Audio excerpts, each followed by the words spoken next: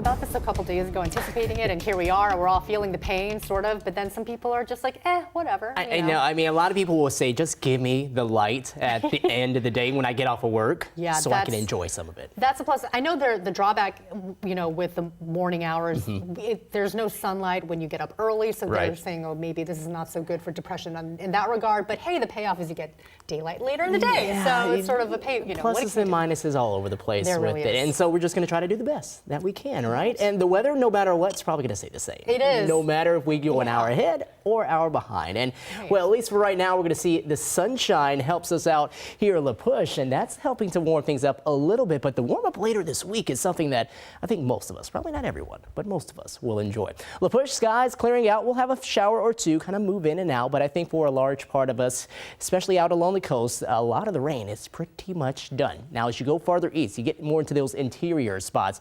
Here in POULSBO, you can see cloudier skies, maybe a few sprinkles kind of here and there, and the farther east you go of that, we're expecting to see better chances of rain here as we go throughout the day. Currently here in Seattle, we got some light showers. We're at 42, south winds coming in at 10 miles per hour. As far as temperatures across the board, a lot of low to mid 40s, 41 in Everett, 43 in Bellingham Forks. We're sitting at 46 degrees right now, but I think later this week is where we can maybe bump those numbers up by about 10 degrees. I know, mid 50s possible and here and on the way. Now, the winds are coming in from the west and the southwest, and I wanted to show you this because you can see how we have winds coming through the Strait of Juan de Fuca, and then these winds coming right up here over the Kitsap Peninsula. They're converging, but it's going more so in the northerly direction. So we're going to see a convergence zone, but it will be farther north than what it typically is.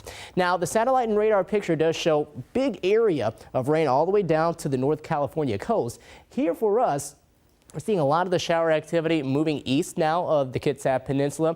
Most of it heading now east of Puget Sound too. Foothills getting some steady light rain. Farther north you go, you can see that convergence zone that's been keeping things a little more active over Camano, Whidbey Island, getting closer to Discovery Bay as well. And then up here across even Whatcom County, we'll see those showers stick around just a bit longer. And it's with this moisture that as you go across the North Cascades, we'll expect more snow up into Skagit and Whatcom counties.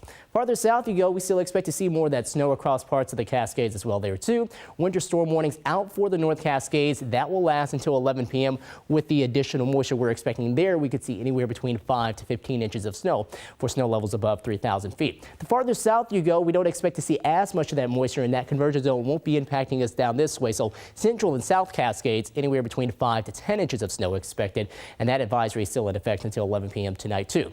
Now, as we go later on into the day, pockets of sunshine possible, more of those sun breaks. Don't think we're going to see a lot of them here for our interior spots, but better chances definitely for the coast. Looks like one little last gasp of moisture too coming along with that line of showers here into the evening. Breaks down a little bit as it heads farther to the east here over Puget Sound, and then by early tomorrow morning, most spots will be dry, maybe a slight chance of a shower early into the day, but a lot of the moisture going to stay off to the west, more of the Olympic Peninsula, and then start to head north into British Columbia.